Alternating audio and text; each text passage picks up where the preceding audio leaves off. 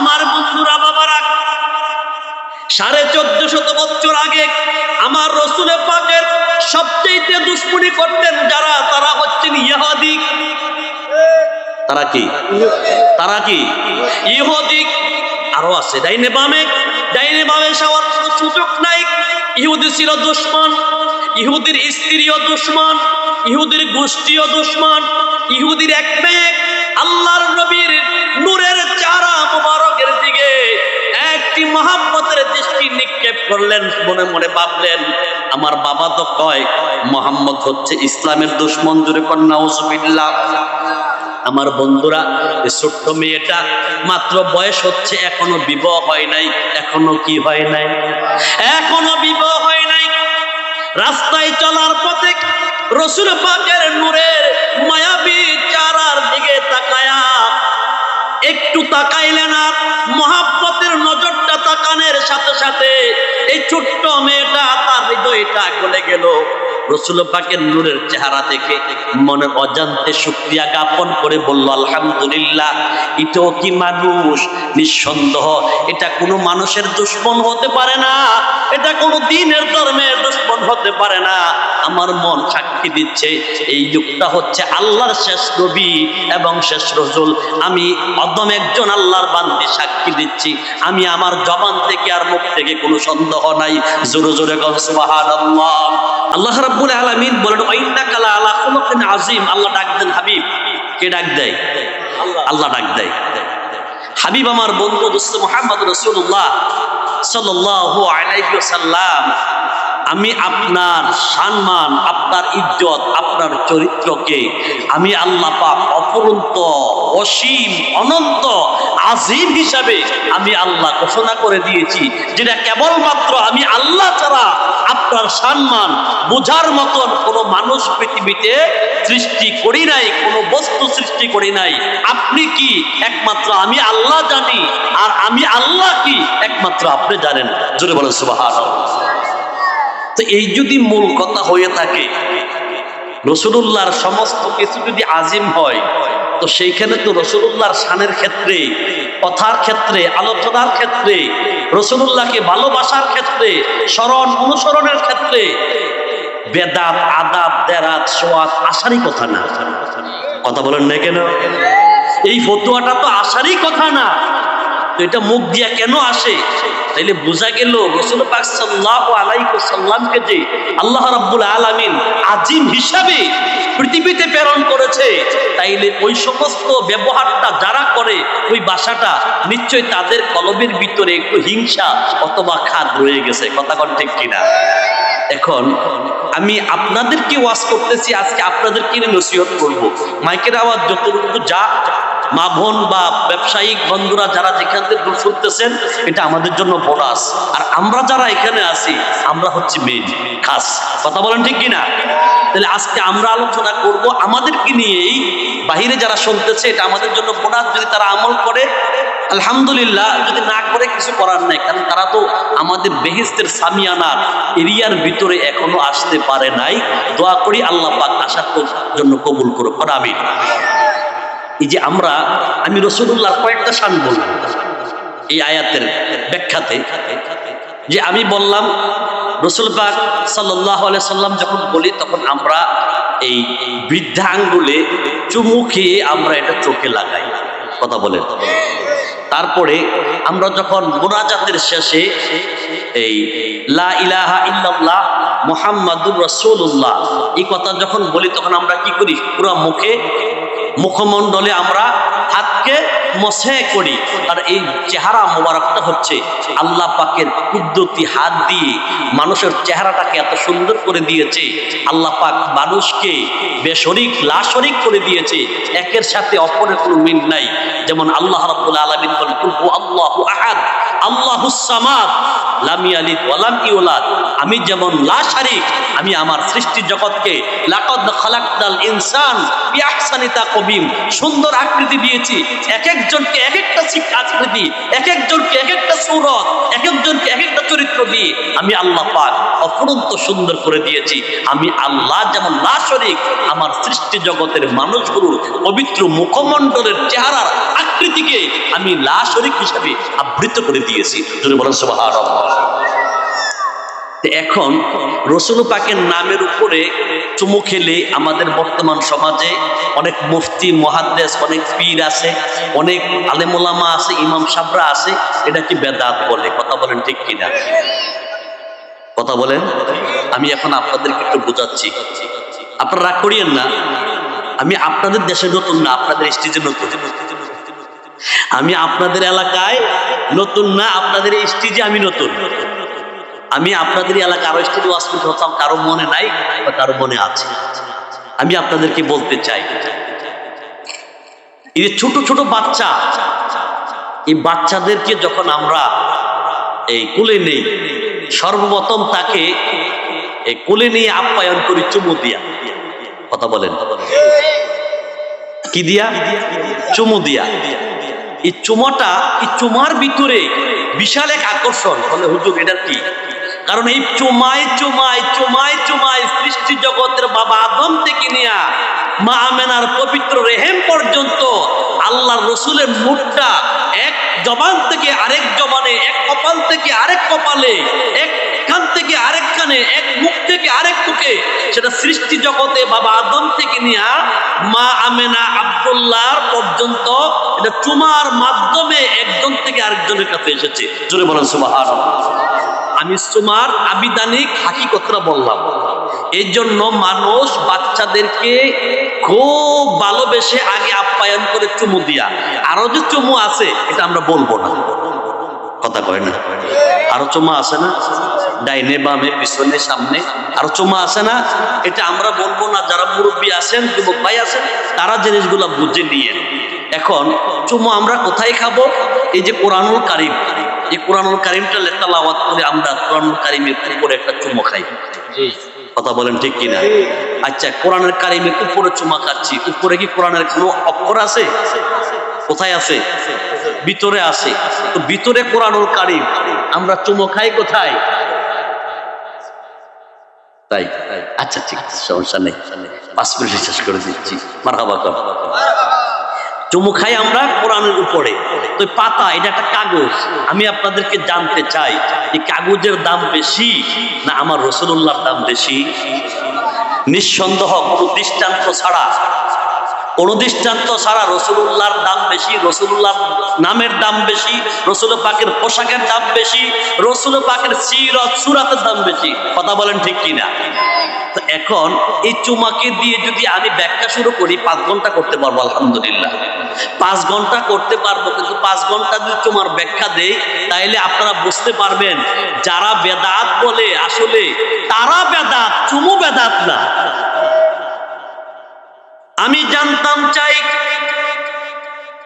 ছোট বাচ্চাকে যখন মাথার তালু থেকে চুমু খেতে খেতে শুরু করে,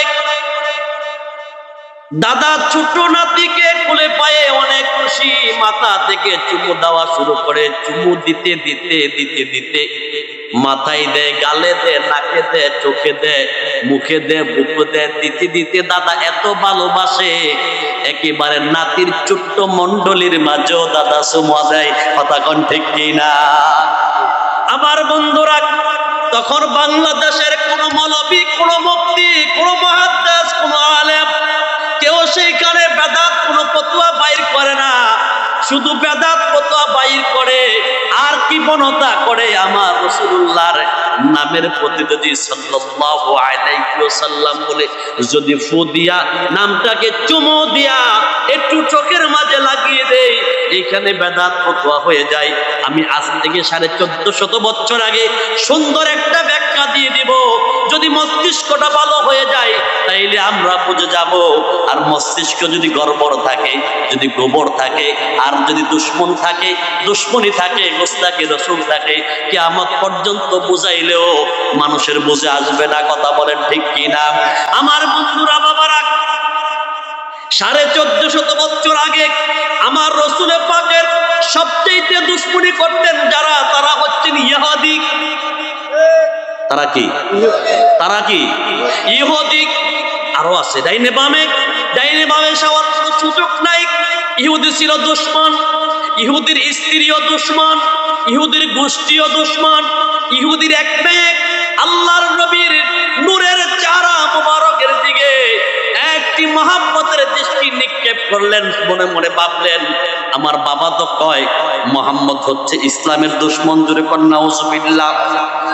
আমার বন্ধুরা, এই ছোট্ট মেয়েটা মাত্র বয়স হচ্ছে, এখনো বিবাহ হয় নাই। এখনো কি হয় নাই? এখনো বিবাহ হয় নাই। রাস্তায় চলার পথে রাসূল পাকের নূরের মায়াবী চেহারার দিকে তাকায়া একটু তাকাইলেন, আর মহব্বতের নজরটা তাকানোর সাথে সাথে এই ছোট্ট মেয়েটা তার হৃদয়টা গলে গেল। রাসূল পাকের নূরের চেহারা দেখে মনের অজান্তে শুকরিয়া জ্ঞাপন করে বলল, আলহামদুলিল্লাহ, এটাও কি মানুষ?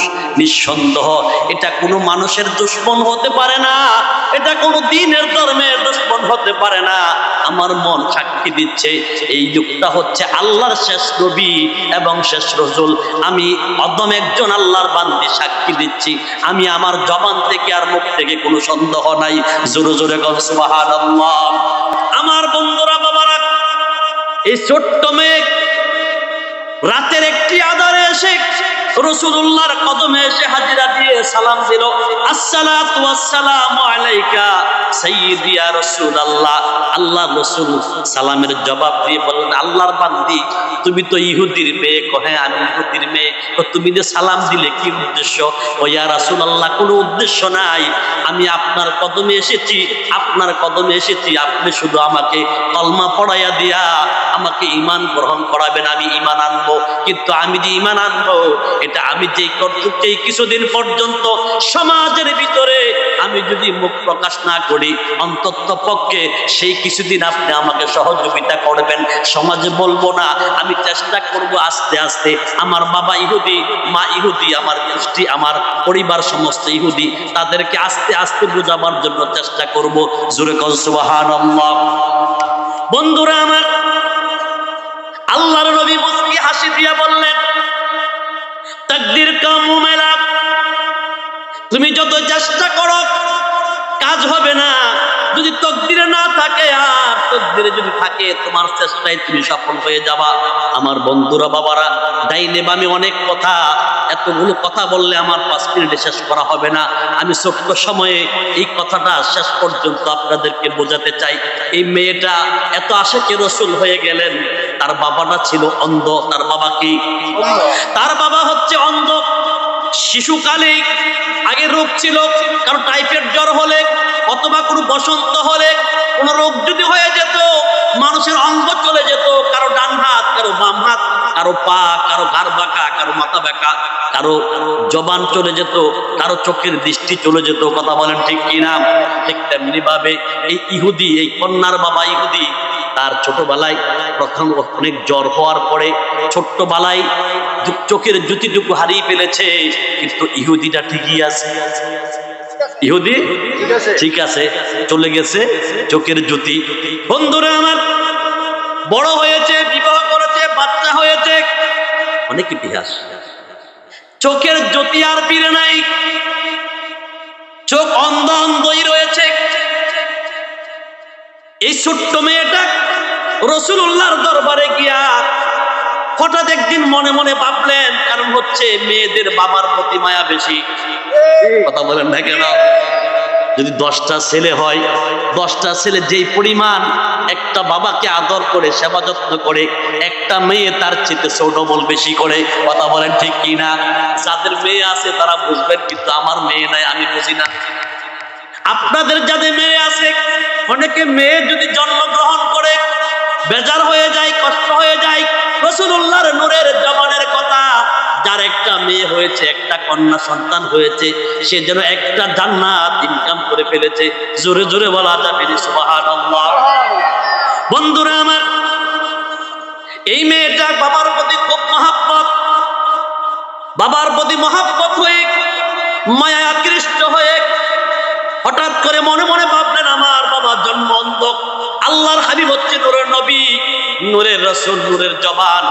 যে জবানটা হচ্ছে আজিম, অনন্ত অসীম, যে জবানের বরকত পৃথিবী শেষ হয়ে যাবে, বরকত শেষ হবে না, আলম শেষ হয়ে যাবে, জবানে বরকত শেষ হবে না। জোরে বলেন মারহাবা। বন্ধুরা আমার, ছোট্ট মেয়ে বাবার জন্য অনেক মহাব্বত। তিনি ভাবলেন আল্লাহর রাসূল যদি কারো চেহারার দিকে তাকায় মনের খবর সব বলে। হাত উঠান লাগে না, হাত উঠাবার আগে দোয়া কবুল হয়ে যায়, সে ভালো হয়ে যায়। কিন্তু আমার বাবা ইহুদি, আমি আমার বাবার জন্য মুখ খুলে কিছু বলতে পারবো না, বাবাকে আনতে পারবো না, কারণ বাবা তো আমার ইমান, আমার আকা রাসূলুল্লাহর নাম শুনতেই পারে না, কি করে আনবো? কথা বলেন ঠিক কিনা? ও তারপরও বাবাকে ভালোবাসে, তারপরও বাবাকে ভালোবাসে। আল্লাহর হাবিবের দরবারে গিয়ে বলেন, ইয়া রাসূলুল্লাহ, ইয়া হাবিবাল্লাহ, আপনি জানেন আমার বাবা ইহুদি, কিন্তু আমার বাবার দুটি চক্ষু নাই। ছোটকালেই আমার বাবার অসুস্থতার মাধ্যমে চোখের দৃষ্টি হারিয়ে ফেলেছে। আমি আমার বাবাকে বিভিন্ন জায়গায় নিয়ে যাই, দেখতে পায় না, মনে বড় কষ্ট। দুনিয়াটা কত সুন্দর, দুনিয়ার রাজনিয়ামত কত সুন্দর। আমার বিশ্বাস, আমার বাবা যদি আপনাকে আমার বাবার চোখের দৃষ্টি দিয়ে আপনি রাসূলুল্লাহর চেহারা মুবারকের দিকে তাকায়া একবার যদি মহব্বতের দৃষ্টি নিক্ষেপ করত, আমি আল্লাহর বান্দির আমার বিশ্বাস আমার বাবা আপনার উপর ঈমান আনবে, ইসলাম গ্রহণ করবে। আপনি যদি দয়া করে, আমি একটু পানি এনেছি, আমার এই পানিটার ভিতরে যদি আপনি একটু ফু দিয়ে দেন, আমার বিশ্বাস এই ফুয়ের পানি দিয়ে যদি আমার বাবার চক্ষুকে আমি মুছে দেই, দৌত করে দেই, এই পানির বরকত অপরিসীম, অপরন্ত, অনন্ত। আমার বাবার দৃষ্টি চক্ষু খুলে যাবে, আমার বাবা দেখতে পাবে। আমি একদিন, দুই দিন, তিন দিন, কিছুদিন পরে আমি আমার বাবাকে ঈমানের দাওয়াত দেব। ইয়া রাসূলুল্লাহ, আপনি আমার এই পানির বরকতটার ভিতরে একটি ফু দিয়ে দেন। জোরে বলেন সুবহানাল্লাহ। আল্লাহর রাসূল তাবাসসুম, মুস্কি হাসি, বেহেশতি হাসি দিয়া আল্লাহর বান্দির এই পানির ভিতরে ইয়া নূর, ইয়া নূর, সুবহানাল্লাহ বলেন, ইয়া নূর বলে পানির ভিতরে একটু ফুৎকার করে দিলেন, একটু ফু দিয়ে দিলেন। আজকের ওয়াহাবি মৌলবী যারা এই ফুকে বেদাত বলে, অথচ কোথায় থেকে সুন্নাত আসে দেখেন।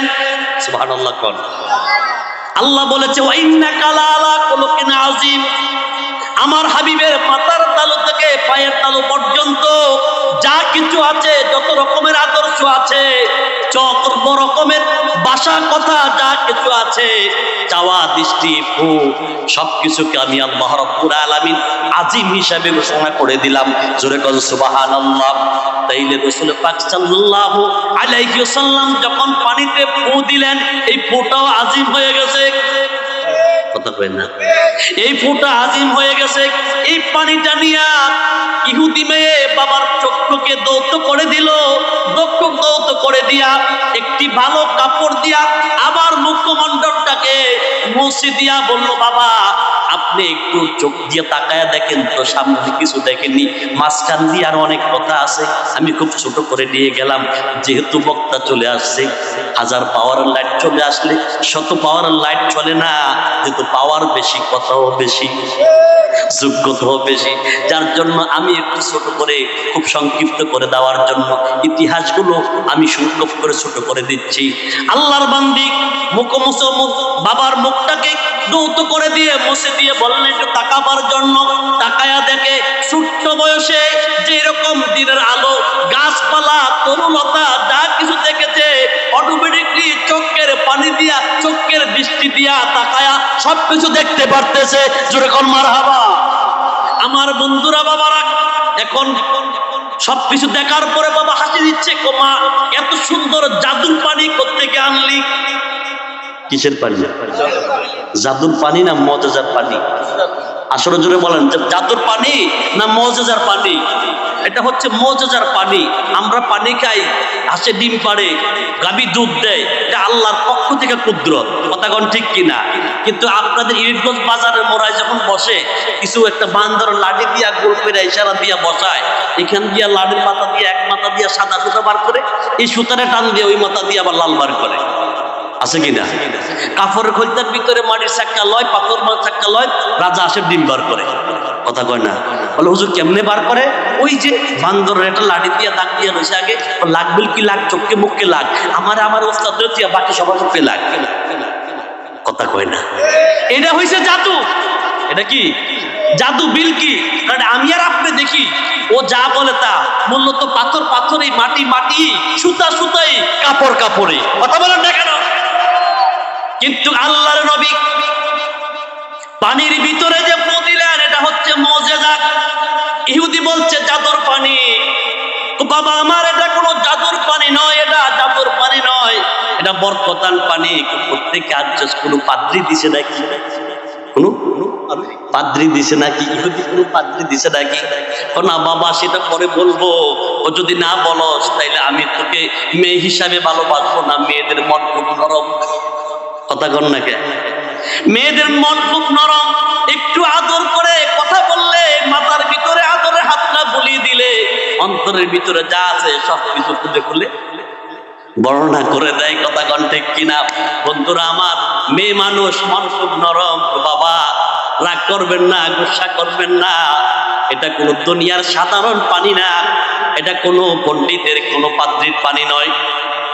এটা এমন একজন ব্যক্তির পানি যাকে না বানাইলে আল্লাহ আমাকে আপনাকে বানাইতো না, পাদ্রী বানাইতো না, কোন মানুষ বানাইতো না। দিন ইনসান আসমান জমিন আরশ করতি, লৌহ কলম কোনো কিছু বানাইতো না।